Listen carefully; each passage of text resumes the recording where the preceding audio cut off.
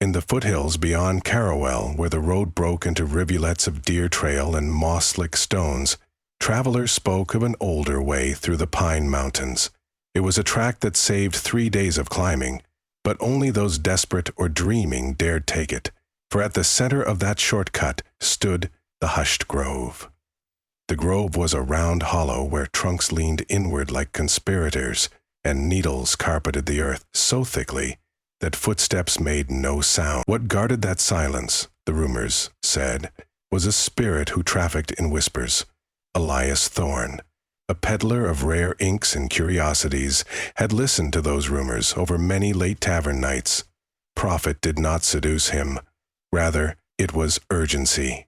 His wife lay in Carawell with fevered lungs, and the only healer who possessed the black amaranth elixir lived in Highmere, across the ridge. The mountain passes had been closed by spring avalanches. The guard captain advised him to circle south, but that would consume the days his wife did not have. So Elias packed his wares, kissed her burning forehead, and turned his mule toward the hushed grove. The forest greeted him with wet green breath. Rain had fallen before dawn, and the branches smoked with mist. Bird song flitted everywhere until he crossed the unseen threshold. Then, as if a conductor had dropped his baton, the music died. Even the mule's bridle bells seemed to swallow their own chime. Elias felt sweat bead, though the air was cool. He recalled the bargain. Speak a story, no louder than a hush, and the spirit would open a corridor of safety, cleaving beast, landslide, lostness itself. Fail, and whatever roamed here claimed more than voice or life. At the center of the hollow stood a fallen cedar, its roots clawed upward like a frozen wave. Moss draped the wood, and in its shadows flickered something neither light nor animal. Elias knelt, setting aside the pack that clinked with bottles. Carefully he exhaled and let his words drift scarcely above breath. "I have come to barter," he whispered.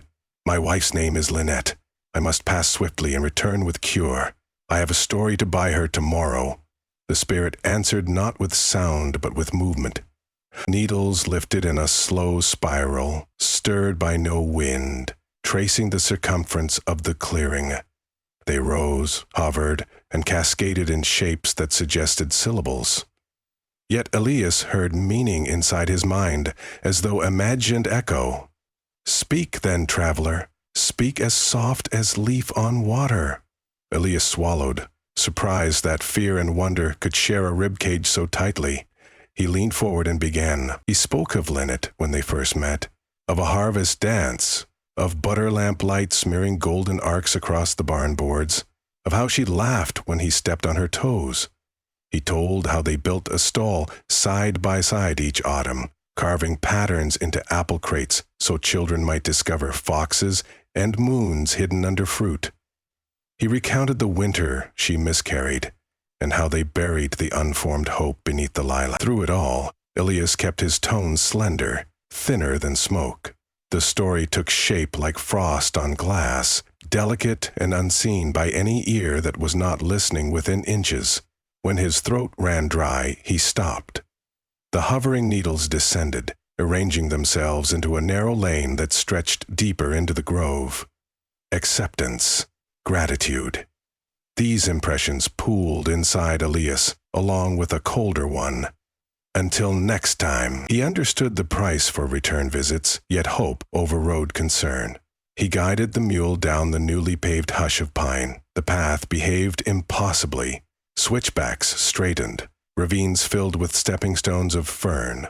Once, Elias glimpsed a shadow-limbed bear pause upon a ridge, nostrils twitching, only to turn aside, as though repelled by unseen wall. By dusk, he emerged on Highmare's far slope, lungs still full of forest loam. He reached the apothecary before shutters closed, purchased the viscous black elixir with nearly all his coin, and camped by the riverbed, heart thrumming with gratitude. But passage purchased one way did not guarantee passage back, and Elias knew it. 2 dawns later, he re-entered the grove, sat before the upturned roots, and waited for the whisper-drunk stillness to gather around him like a cloak. Again needles spiraled. Again the mind echoed. "Speak." Elias had saved Lynette. Now he must save his own way home. He searched his memory for a story worth the risk. Finally, he chose a tale Lynette's grandmother had given them, about a nightjar who loved the moon so devotedly she stitched feathers of silver light to gift her children. He whispered the fable, shaping each line with reverence.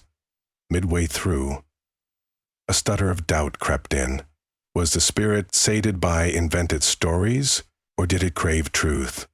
The motion of suspended needles slowed, then quivered, as if uncertain. Elias's chest tightened. He pivoted, weaving into the myth, the moment Lynette crushed nightjar feathers underfoot to mix into ink for her illuminated prayer book. How that book had survived a flood sealed inside a bread oven. The needles resumed their gentle orbit. Completion arrived like a sigh across glass. Then go. Elias returned to Carrawell to find Lynette upright, color in her cheeks, voice rasped but alive. Their reunion was hushed, though not by design. Elias discovered his volume could not climb above a croak. Alarmed, he sought the town healer, who found no swelling or injury. "Perhaps you picked up a chill," the man guessed. Elias, remembering the cold impression, until next time, kept his suspicions buried. He forced a smile and carried on, regaining partial strength but never the full-throated laugh that once shook the shutters. Months passed. Spring buckled into restless summer. Though Lynette recovered, expenses left their shelves empty and purses ragged. When a wealthy magistrate commissioned a cache of rare inks for treaty documents, Elias recognized salvation. The pigments required ingredients found beyond Hymir: powdered lapis, ghost orchid sap, flakes of volcanic glass. There was no time for the Southern Circuit. Lynette clasped his hand, reading his thoughts.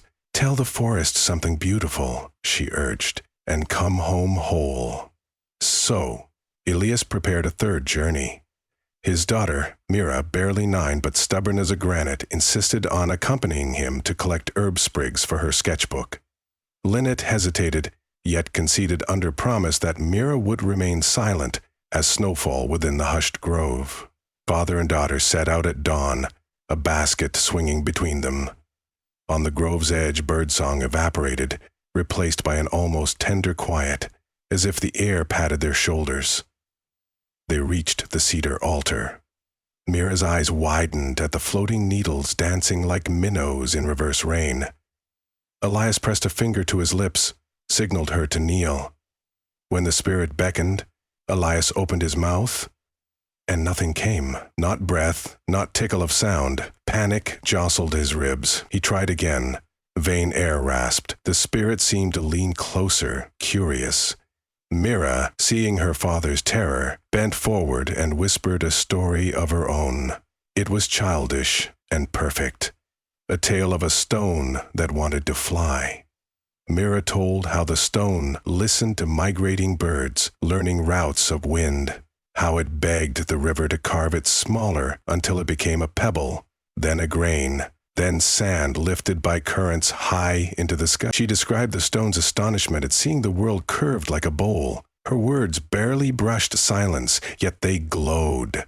The needles brightened with dew, and a new path unfurled. Mira beamed, proud. Beyond the grove, Elias thanked his daughter with tears, yet his voice, when it returned little by little, could only whisper. It never rose higher again. He attempted to console himself. He had survived. Mira had proven brave. The bargain was fulfilled.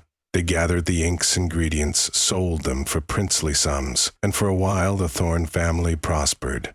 Nonetheless, every morning Elias woke with the memory of that stalled throat, feeling something else had been promised in his silence. A year later, drought gripped the land. Wells yawned, empty. Crops faltered, tempers sharpened. Rumor spread of a spring hidden past the grove that still ran clear. Lynette proposed a caravan to ferry barrels. The town council, desperate, agreed. Elias argued to seek another source, but fear overcame caution. Soon 30 villagers readied wagons. Remembering his proximity to the spirit, they appointed Elias as guide. He tried to refuse. His whisper carried no authority. But the majority mistook humility for wisdom and pressed him forward.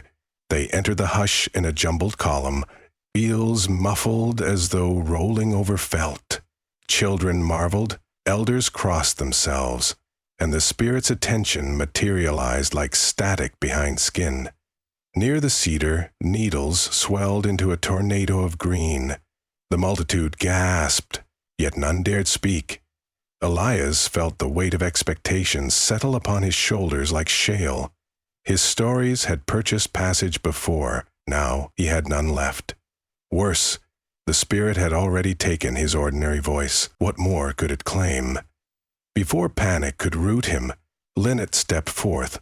Her lungs, once scarred, now drew confident breath. She whispered about drought summers of her childhood, of neighbors sharing last canteens, of how thirst taught them the shape of each other's kindness. She described the lilac bush under which they buried stillborn hope, and how that grave had bloomed twice as fierce the next year, and around her, silence deepened until it thrummed.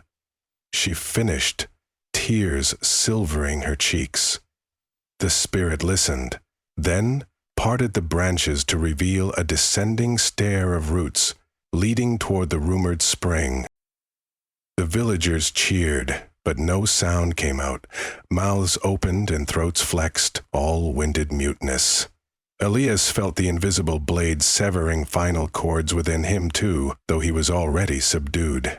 Lynette touched her lips. Terror widened her eyes. The spirit, unseen, conveyed one final edict across their minds.